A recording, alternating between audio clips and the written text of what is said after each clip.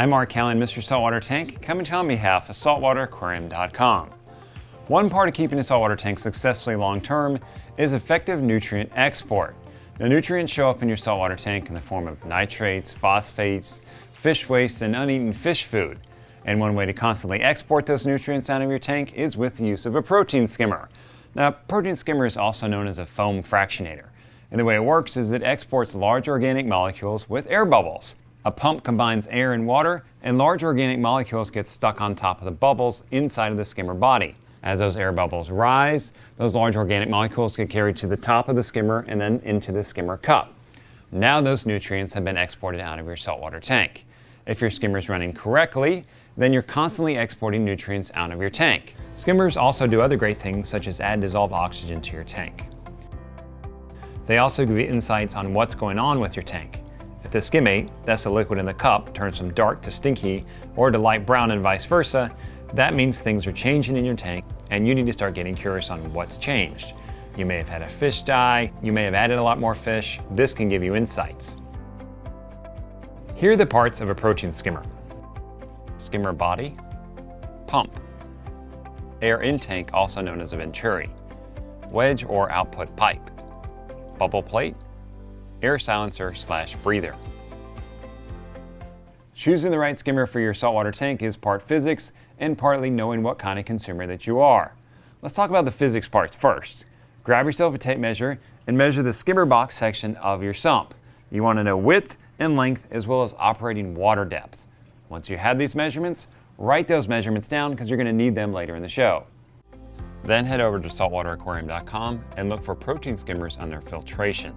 We've categorized skimmers by the tank size that they're rated for to make it easy for you to choose the right one for your tank.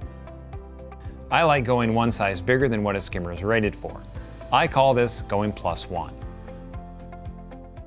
Going +1 gives you extra skimming capacity if something goes wrong in your tank.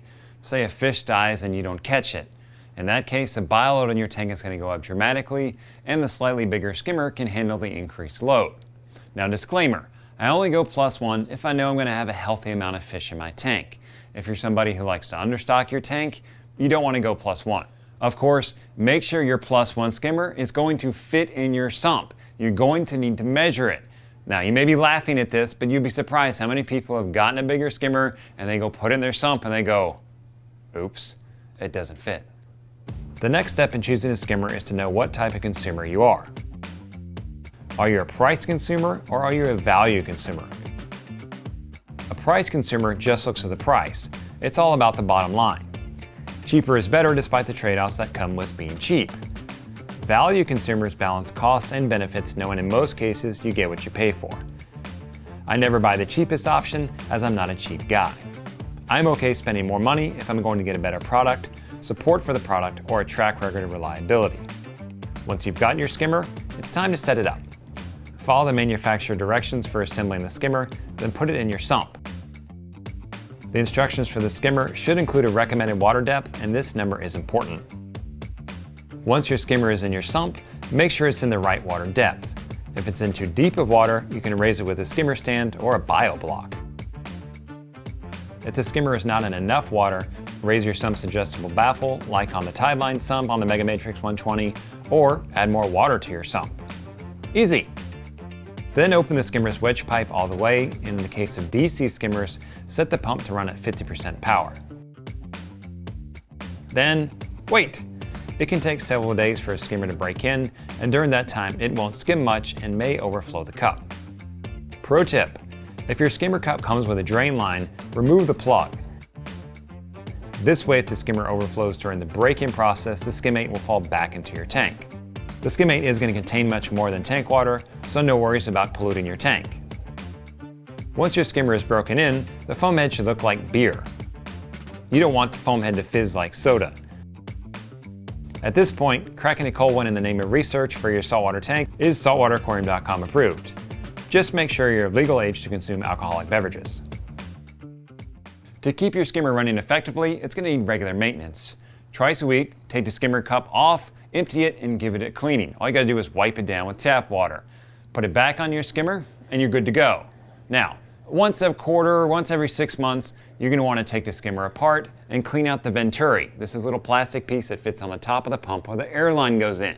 When the venturi gets partially clogged, skimmate production is going to drop, and when it gets completely clogged, then your skimmer pump is just going to push water into your skimmer. When that happens, your skimmer is going to overflow and create a big mess.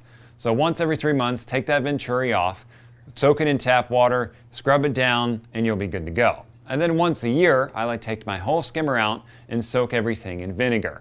You want a dilute vinegar solution, and you're only going to run it for about 20 minutes. That's all you need. Then wipe it down, rinse it with tap water, put it back together, and put it back in your tank. Protein skimmers are something that I love on my builds, and I rely on them, and they give me lots of insights into the tank. I don't skimp on skimmers. It's something that I have to use every day, so I want it to run effectively. I'm Mark Hanley, Mr. Saltwater Tank, coming to you on behalf of SaltwaterAquarium.com. I'll catch you in the next episode.